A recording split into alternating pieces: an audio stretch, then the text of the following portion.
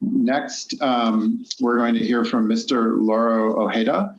Mr. Ojeda is a research scientist at the University of Michigan. He has over 20 years of experience in the fields of inertia censoring, sensor data fusion, estimation techniques, Kalman filtering, biomechanics, and gate analysis. His work in these fields has been the basis of unrestricted gate analysis research conducted in collaboration with several departments across the University of Michigan and other research centers around the world. He's developed identification and reconstruction techniques capable of providing the first biomechanical measurements and reconstruction of loss balance events as they occur in ordinary life. Please remember throughout the talk to type all the questions in the Q&A box, and please join me in welcoming Mr. Ojeda to talk about the application of sensors in falls. Hello, my name is Lauro Ojeda, and today I'm going to be talking about losses of balance, wearable sensors, and machine learning. This is the result of a large collaboration at the University of Michigan. So 1 out of 4 adults fall at least once every year. So this is the leading cause of death and non-fatal injury. Now, because they happen only once per year, so the occurrence of these events is very rare. And understanding and capturing information that will help us study these type of events will take a very long periods of time. So researchers have started or have tried to do lab simulations or have tried to study falls in the labs. And it has the advantages that they can recreate and reproduce many of these cases. The main problem is that some of them may not be representative or even realistic. At the end of the day, what you have is elder adults that are walking on a treadmill and that are pulled or pushed until they fall. So the alternative to that is trying to study falls in real world. The most common method is by using video. Video is great because it produces a lot of information that can be analyzed. And the main issue with this is that we can't have video everywhere.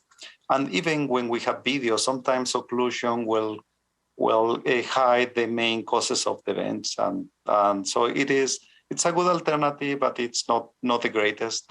And then we have all the privacy issues. An alternative to video is the use of wearable sensors.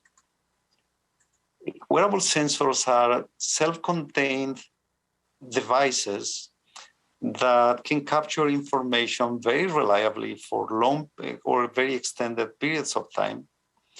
And provided that you have the correct algorithms, the result can be very accurate. The main problem with wearables is that it's compliance. If the participants or the patients don't wear the sensors, then there is nothing to be analyzed. And for most of our studies, we use wearable sensors, and I'm going to be talking more about this later.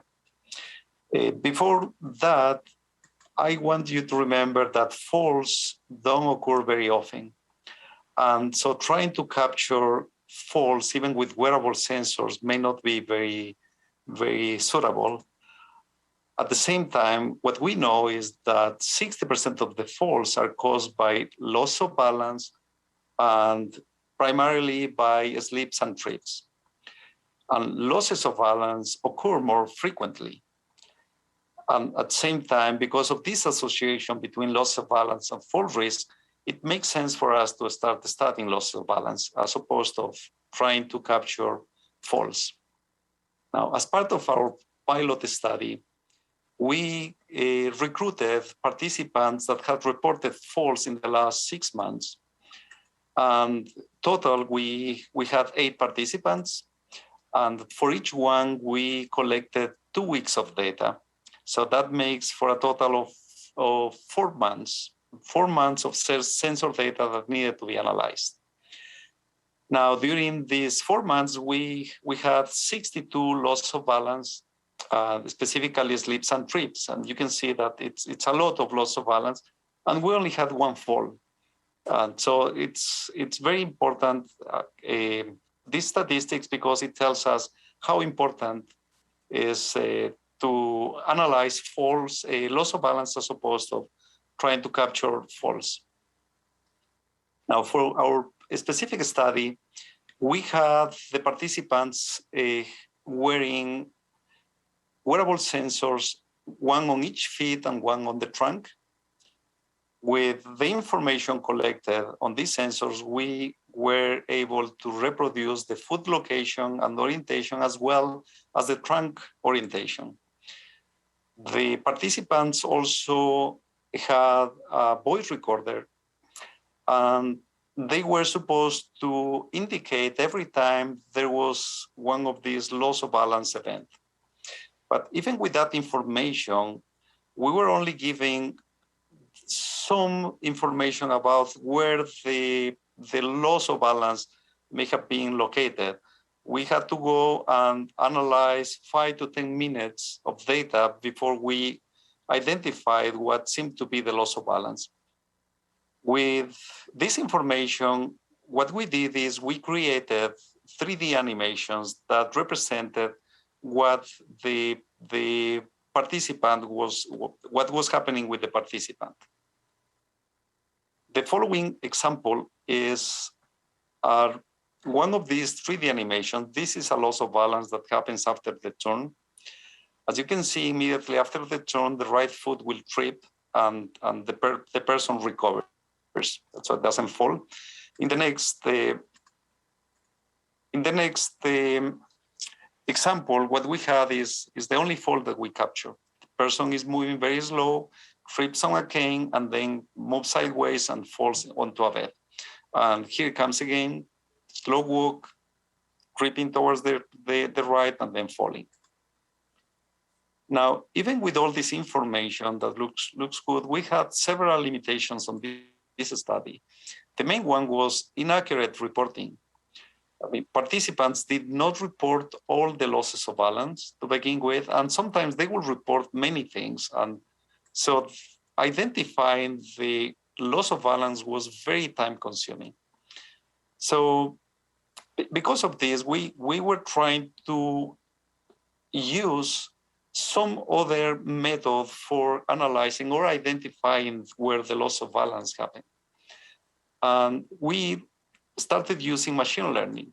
Specifically, we use neural nets that have been trained to identify the occurrence or not of a loss of balance, as it's shown in this case. So we have several loss of balance or no loss of balance, and the neural net was trained to recognize these events.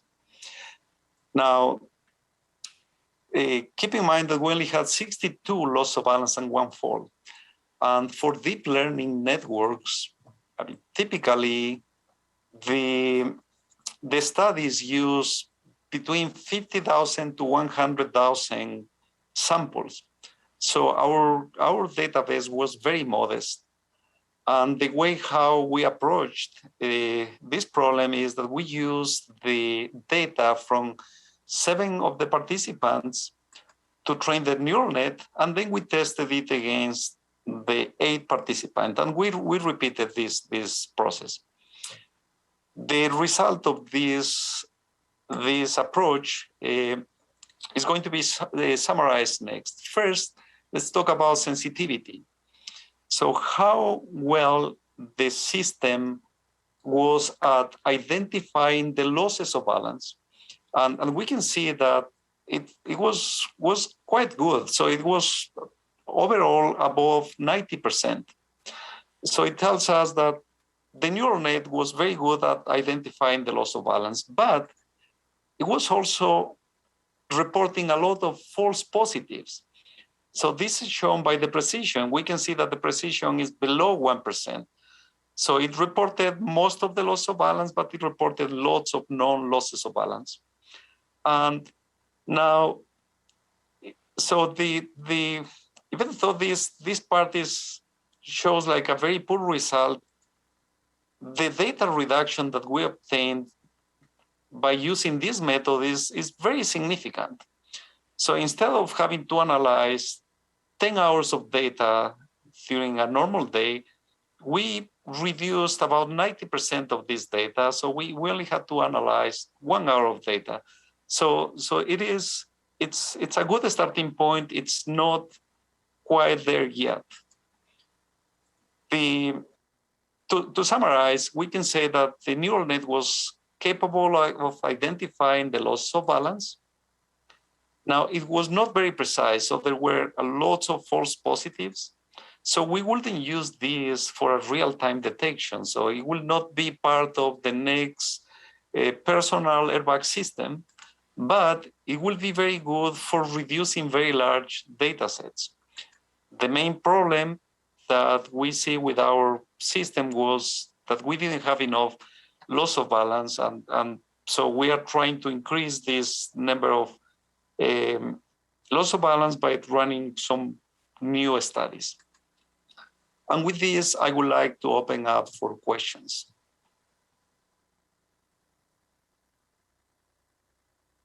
Thank you, Mr. Ojeda. That was a great talk on the use of sensors to detect falls and loss of balance events.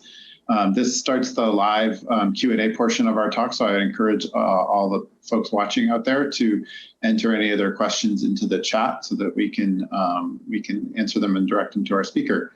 I do have one initial question here for you. You talked a little bit about using machine learning to detect these loss of balance events. I'm curious what other automated methods might exist for detecting those types of events in the data. Thank you. Well, besides the machine learning or new algorithms, I think the most common methods will be the use of mechanistic approaches. Like, for example, people talk about calculating the location of the center of mass and then calculating margins of stability in the person. So that will be more from the biomechanics point of view and not so much on the data mining side. Sure, great. I'm curious also, we heard a little bit earlier in Dr. Resnikov's talk and about the Apple Watch, and it's being used a lot for health-related applications, including fall detection as well as detecting abnormal heart rhythms, that kind of stuff. Can that type of technology provide a similar level of detail to the type of data that you've presented in your study today? Yeah, so the Apple Watch makes a very good claim. It says that it can detect hard falls, and I agree with that. Now, I don't think it will be capable of detecting if somebody is tripping or just asleep or a slide. And I don't think you can get that level of information. And also, it will be just a warning system, what they are giving you. I mean, you can just say hello to somebody and get this similar accelerations as the ones that you will get if somebody falls. So yeah, I think it's a warning system, but as I indicated earlier, you wouldn't use that to trigger a much greater alert or an airbag system, for example. Sure. I'm curious, where do you see this technology going? Both, what do you think are its clinical applications, or what do you think are just everyday kind of life applications for people out there in the community? Where do you see this? Yeah, I think that, further down the road, at some point, you will probably use this technology to actually detect falls or conditions that are very dangerous. But in the near term, I think what we are aiming is towards detecting, for example, certain conditions that are known to be correlated with loss of balance. For example, high levels of uncertainty during walking. So, in the near term, what we could do is determine if somebody has a very variable gait, and then, as we heard early in the previous talks, you will probably send them an alert and say, well, today you have to stay at home, or today try not to walk that much. So I think that's the near term. Long term, at some point, I think this technology will get you to make the next personal airbag systems, for example. Okay, so both applications, maybe for kind of real-time warnings ahead of events, but also potentially for building in ways to help prevent injury after a fall. It sounds like. Yes, yeah, I think right now prevention will be the low-hanging fruit, and down the road, you can get it to some higher level. Great. Thoughts on next steps for what your next study is going to be, how you're going to build on this in your work? That was another question. Yeah, so we have been able to reduce the time that is needed to analyze or to identify some of these loss of balance from several hours per loss of balance to just a few minutes now, given the current set of tools that we have. And that is after generating these animations, and then where we can corroborate that, in fact, something happened. And so we like the idea of using machine learning, but our database is just too small still. So ideally, at some point, we would like to eliminate, for example, the voice recording, because we can't rely on that. And we would like just to get a day of data and then just run it through one of these machine learning algorithms and then reduce the data set. And you can see that right now we're reducing it significantly, 90%. So we don't need to analyze 10 hours, we can analyze 1 hour. So yeah, that's where we're heading now. That's great. So there's one more question here in the chat. As we think about a lot of the work you're talking about is really technological, and as we talked about, has sort of these future applications. There's obviously some folks here in the clinical audience who are wondering, like, what can we do right now in terms of this type of technology? And is there a smartwatch that, we could recommend for family and friends if they live alone and are at risk for falls and they can't, and that the technology you're talking about is kind of something for further down the road. Curious your thoughts on that. Yeah, so what I have seen is several companies, including Apple, that they provide now with an app that you can just trigger it.